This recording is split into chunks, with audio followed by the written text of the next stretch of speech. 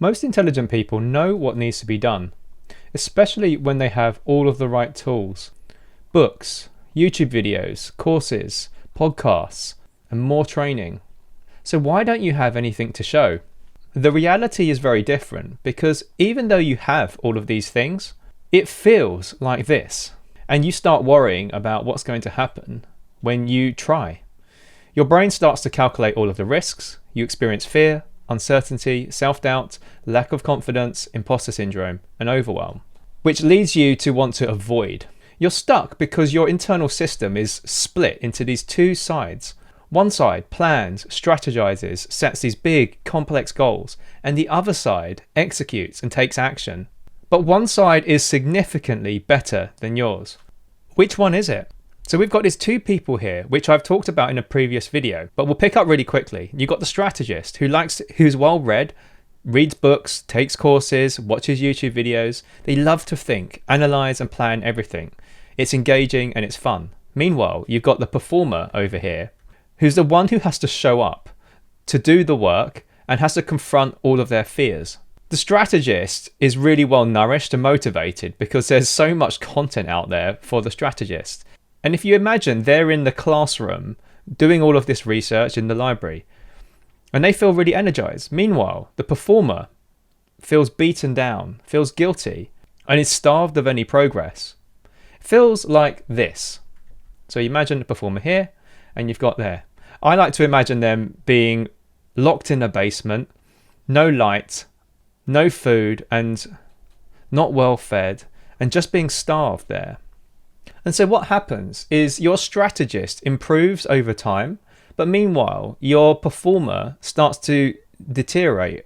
The smarter the strategist gets, the more you feed them, because it's satisfying when you feel like you're learning lots. Meanwhile, the performer withers away and atrophies. And what happens is whenever you have a new idea, the strategist takes the lead. They like to plan 10 steps ahead, start to visualize what this is all going to look like. Very complex plans. Meanwhile, the performer gets overwhelmed by these really complex plans, freezes, and experiences loss of confidence. And it shows up everywhere. And I've worked with hundreds of people, and this is the same pattern that's repeated again and again. So in this video, I'm going to go over how high expectations completely sabotages you, why the just do it and just be confident is complete BS, why you shut down when you push too hard, and how to activate and strengthen your performer. Your high expectations. As you increase your knowledge, your expectations usually increase. And one of the reasons is because you start to know what a high standard is, because it's shown to you all the time. People being really successful on Instagram and YouTube, and you unconsciously start to benchmark yourself. You have high standards too. And so you start comparing yourself, and this kind of locks you, because it forces your strategist, whether they like it or not, to start raising the bar. Meanwhile, your performer is not there yet. They're still at the beginning stages. And so what happens when they try, they often freeze, fail, and they start to retreat. They feel battered and bruised by attempting these things, and their confidence depletes. The result of this is that you have this really big mismatch between the two, and the performer feels no improvement. They have no evidence because they're just being benchmarked against something completely unrealistic. They end up getting mistreated, and I like to think about this internal state of the strategist bullying the performer for not being able to do what they want them to do. And they feel starved. There's no help or training, because if they're always benchmarked against the best, they never get given the appropriate training that's actually going to help them. And after all of this, there's no surprise that they have no confidence, and they often feel abandoned. Remember, just like this person here, the side of you that is needed to get results and that you've locked in the basement. So how can we help your performer? We're going to talk about the rise of the performer. Quick question. How would you help someone who is in that situation? They've been completely malnourished. They're not getting any light. They're not walking around. They're not strong in this state. Think about it. One thing I like to think about is what happens after you've been injured, or you've had surgery, or if you know anyone who's had surgery. What do they go through at the beginning stages? They go through a period of rehabilitation. It's not brute force, it's compassionate. But it's not rest either, and it's definitely not just research. It's active and progressive exposure in the right environment.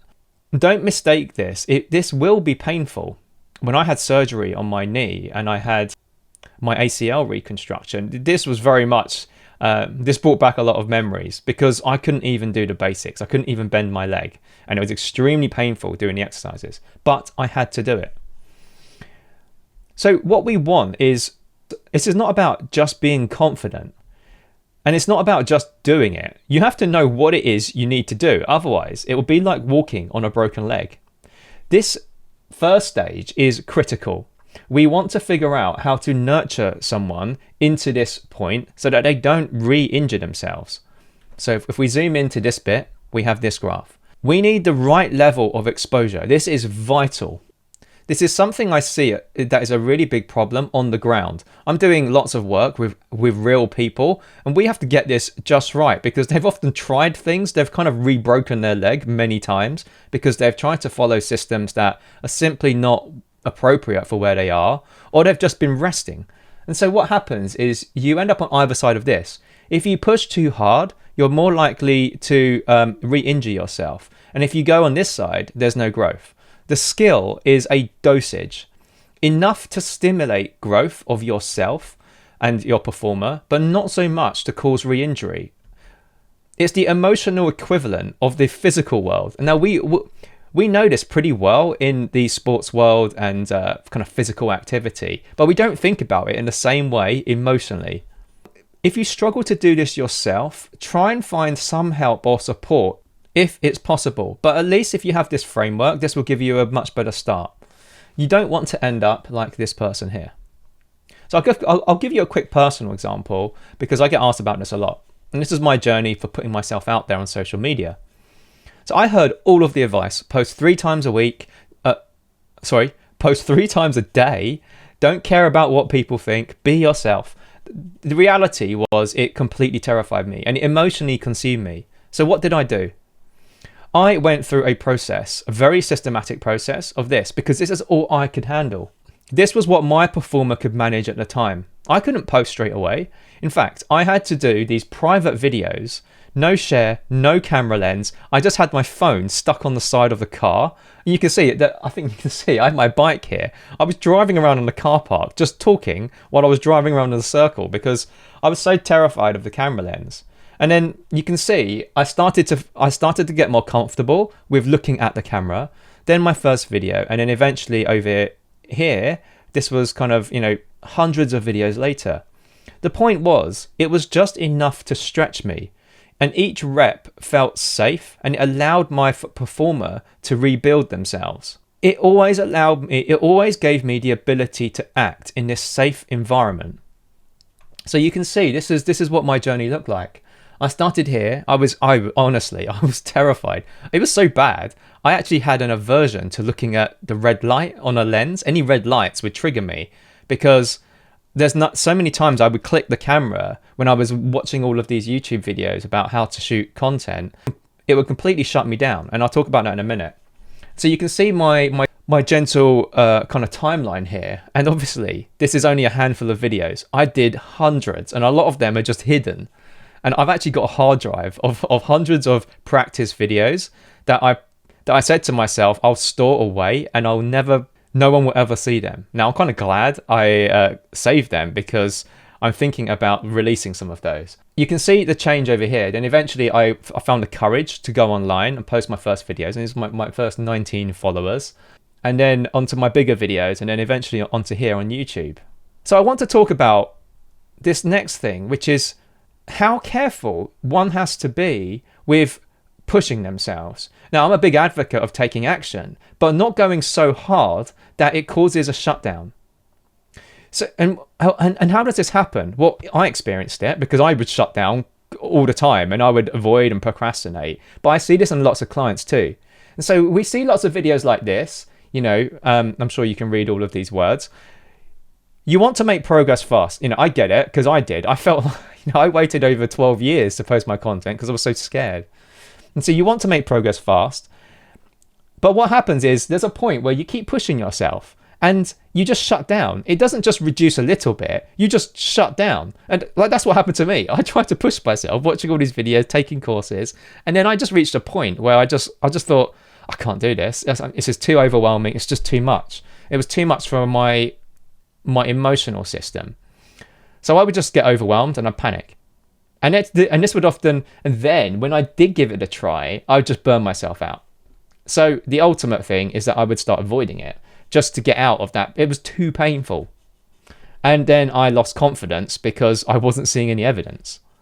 So over time, it is possible to build up your confidence. Now, I do it in a really different way. Some of you might not agree with me here, but I like to think about it like building confidence capital, like a bank account.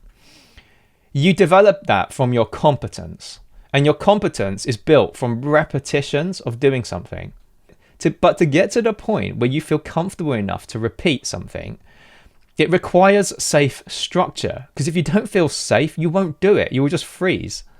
So what is safe for you?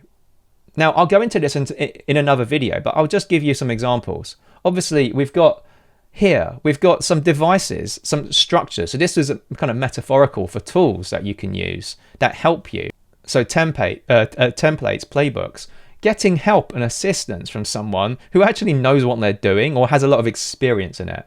Here, joining others and getting taught at the same time. So this is things like workshops, live training courses, and then there's working in groups and teams where you have the environment where people will pull, quite literally pull you over the wall here, but doing so emotionally.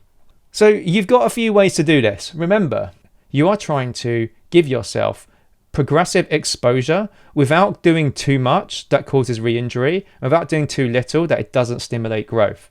Use these mechanisms here. Structured progressive exposure. Remember that. Design safe environments. Now, if you can do it, you can just think your way through this, or if you don't know how to do that, find environments where they're very well practiced at training people in some way. And the thing you want to find, this is my opinion, you want to find people who you can learn from that you think really understand where you are right now, where your performer is. If you pick them where they are way further ahead from you, it may make you sink and feel worse. I've been in multiple training programs where I didn't realize this, and I just went out of my depth, and it actually just made me shut down even more. So you're gonna have to be a little bit careful with this, and everyone's different.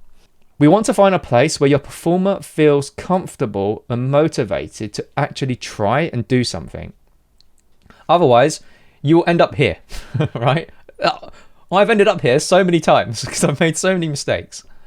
Now, if you're looking to train your performer, I've got a few ways you can do that. You can join my community. It's totally free and full of people trying to strengthen their performers. I've got some pretty exciting training coming up. Well, at least I'm excited about it. If you join my newsletter, I will give you access to the free community and I'll be updating you on when the training comes out. I'm super excited about this. We're currently running cohort challenges. This is a paid program. Depending on when you see this, you might be able to jump on the last one of this year. If not, you can get on a waiting list for the beginning of next year. I have an assessment. I'll link it down below so you can check it out.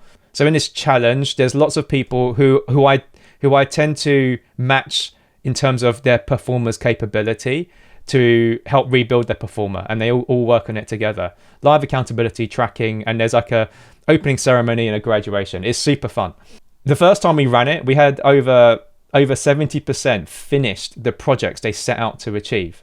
Anyway, lots more on this. I'll be doing loads more content on all of this because it's such an important aspect of improving yourself.